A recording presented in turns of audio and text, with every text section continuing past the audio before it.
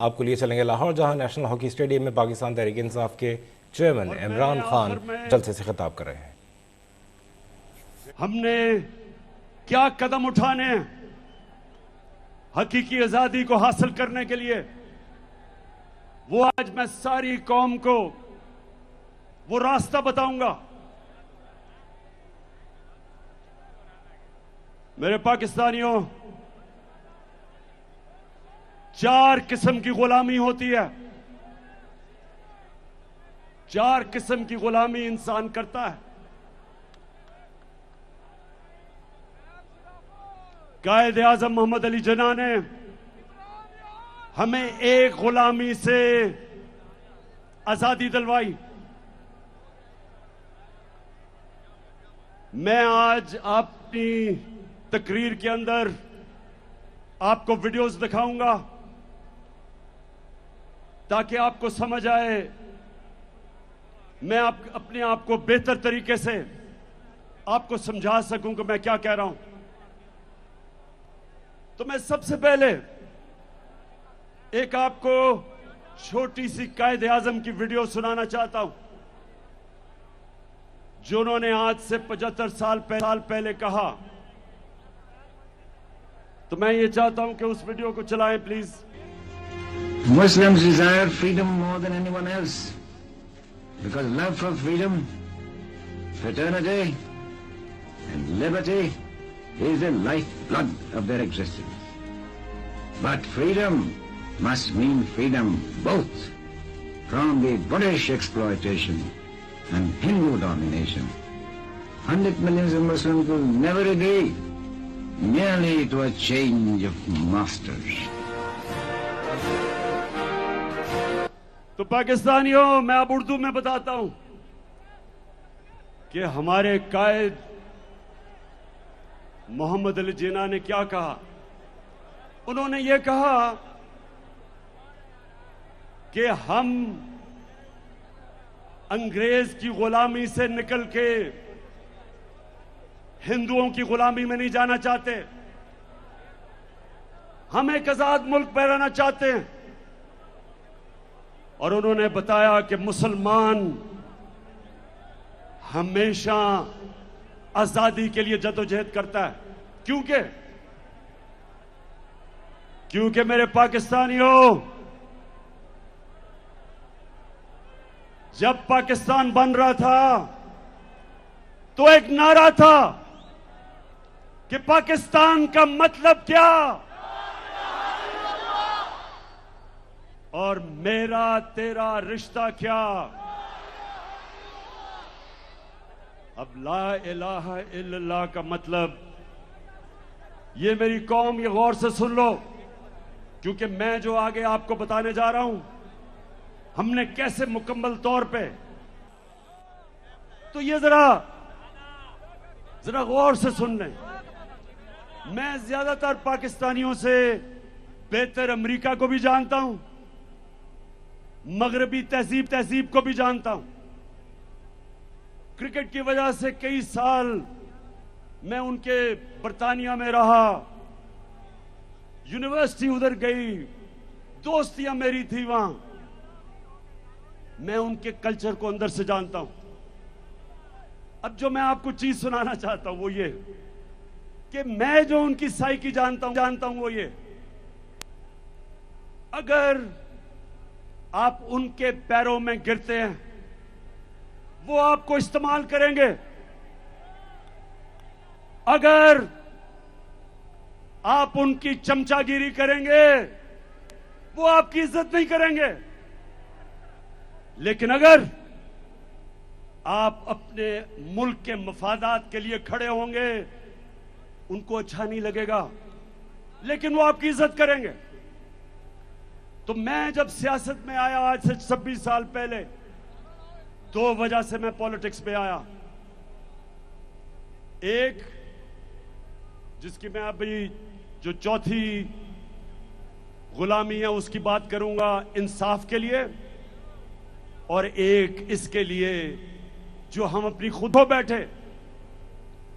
मैं ये चाहता हूं कि आप चलाएं कि मैं जब 26 साल पहले पॉलिटिक्स में आया था तो मैं क्या कह रहा था, ताकि आपको ये ना लगे कि मैं ऐसे ही लोगों को वर्गलाने के लिए, वोट लेने के लिए मैं अमेरिका के खिलाफ बात करता हूं।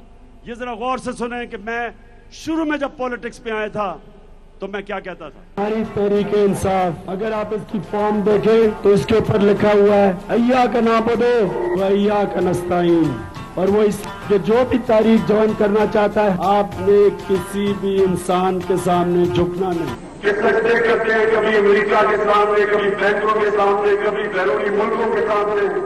मैं आपको ये बताना चाहता हूँ कि तहरीक इंसाफ का नस्ल ये है किया का नाबुदो व अय्या का नस्ताईन, यानी कि सिर्फ अल्लाह की इबादत करते हैं और उसी से ही मदद मांगते हैं, इंसानों के सामने नहीं हम झुकते।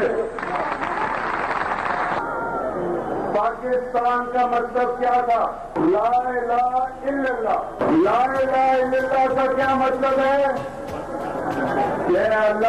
अल्लाह तेरे सिवा किसी के सामने नहीं झुकूंगा।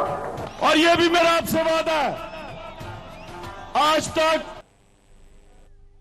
कभी किसी के सामने नहीं झुकता था। हम उसको लीडर मानते हैं और हम पाकिस्तानियों, आप ये सुना है, हमने कितनी भारी कीमत अदा की अमेरिका की गुलामी करके।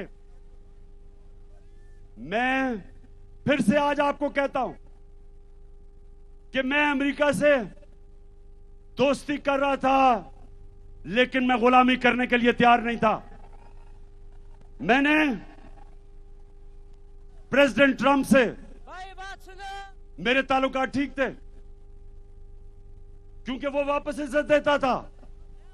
जब मैं वॉशिंगटन गया, अपनी पाकिस्तानी कम्युनिटी अमेरिकन से पूछे कि जिस तरह का उसने प्रोटोकॉल मुझे दिया, कितने और पाकिस्तानी प्राइम मिनिस्टर्स को दिया पहले, क्योंकि वो इज्जत करते हैं उनकी जो अपनी इज्जत करवाते हैं।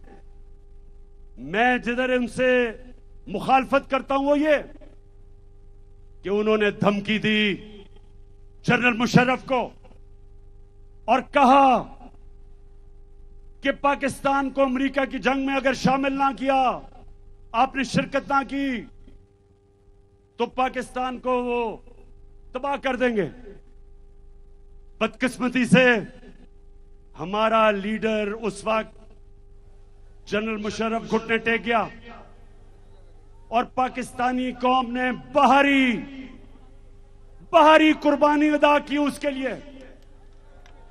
जो अमेरिका में दहशतगर्दी हुई थी, न्यूयॉर्क में 2500 अमेरिकन मरा था, उनकी जंग में शिरकत करके 80,000 पाकिस्तानी कुर्बान हुआ।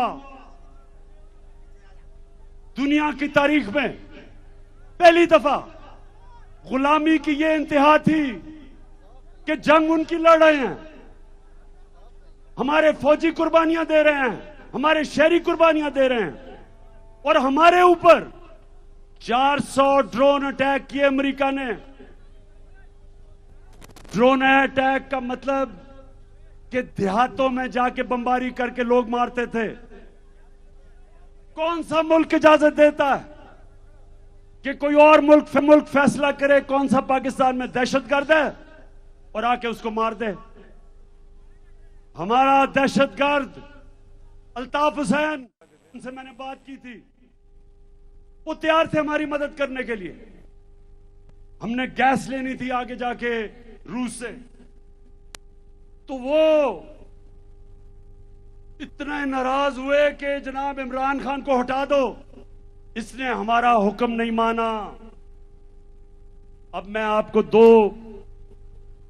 दो मुल्कों के फॉरेन मिनिस्टर्स दिखाना चाहता हूं। पहले हिंदुस्तान का फॉरेन मिनिस्टर, उसको हुक्म दिया, उसको कहा कि जनाब आप रूस से तेल ना खरीदें। अब ये गौर से सुने, हिंदुस्तान अमेरिका का स्ट्रेटेजिक एलाय है, हमारा कोई अमेरिका के साथ अलायंस नहीं है, हिंदुस्तान अमेरिका का स्ट्रेटेजिक एलाय है। और उनको जब अमेरिका ने कहा कि आप रूस से तेल ना खरीदें तो उनके फॉरेन मिनिस्टर ने क्या कहा, ये देखें। By purchasing this oil for national interest, India is being asked, are you funding this war? Tell me if buying Russian gas is not funding the war? I mean, why is it's only Indian money and oil coming to India which funds, but it's not gas coming to Europe which funds? I mean, I don't know, somewhere, I mean, let's be a little even-handed out here. If countries in Europe and the West and the United States are so concerned, why don't they allow Iranian oil to come into the market? Why don't they allow Venezuelan oil to come into the market? I mean, they've squeezed every other source of oil we have. And then say, okay, guys, you must not go into the market and get the best deal for your people. सुना, मैं जिनको समझ नहीं आए मैं समझाऊं। ये foreign minister को उन्होंने कहा कि रूस से तेल ना खरीदो। उसने आगे से कहा, तुम कौन होते हो मैं कहने वाले? यूरोप खरीद रहा है तेल उनसे, की जरूरत है, हम खरीदेंगे। ये होता है आजाद मुल्क। हमारे जब इनको ये जो इंपोर्टेड हुकूमत ये जब आई तो हमने उनसे बात कर ली थी रूसियों से सस्ता तेल खरीदने की, लेकिन इनकी हिम्मत नहीं थी। यहां तेल की, पेट्रोल डीजल की कीमत उस्मानों पे जुर्रत नहीं थी कि कहें जी हमारे लोगों के लिए महंगाई है, गुर्बत की लकीर के नीचे जा रहे हैं लोग। और आप साउथ अफ्रीका को सुने कि साउथ अफ्रीका को अमेरिका का, ये सुन लें, अमेरिका का फॉरेन मिनिस्टर बैठा हुआ है, उसके सामने साउथ अफ्रीका की फॉरेन मिनिस्टर क्या कहती है? When we believe in freedom, as I'm saying, it's freedom for everybody.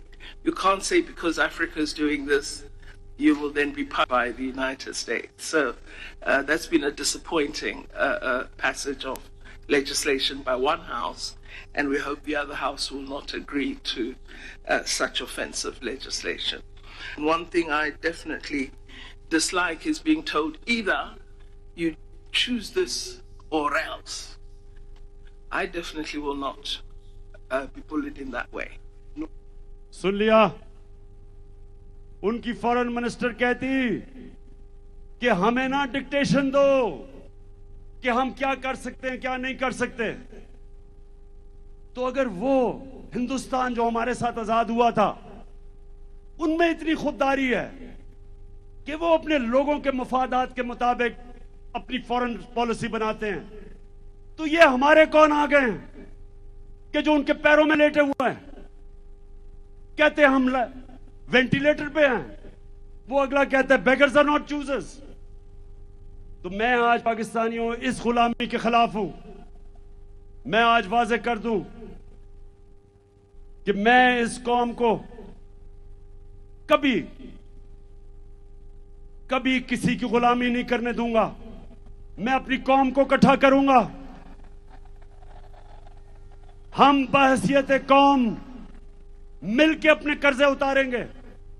हम बहैसियत कौम मिलके अपने पैर पे खड़े होंगे, मुश्किल वक्त गुजारेंगे। आजादी आसानी से नहीं मिलती, आजादी की जद्दोजहद में कुर्बानियां देनी पड़ती हैं। मुझे पता है कि मेरी कौम तैयार है कुर्बानियों के लिए, मुझे पता है, लेकिन ऊपर वो बैठे हुए हैं जो पैसे के गुलाम हैं।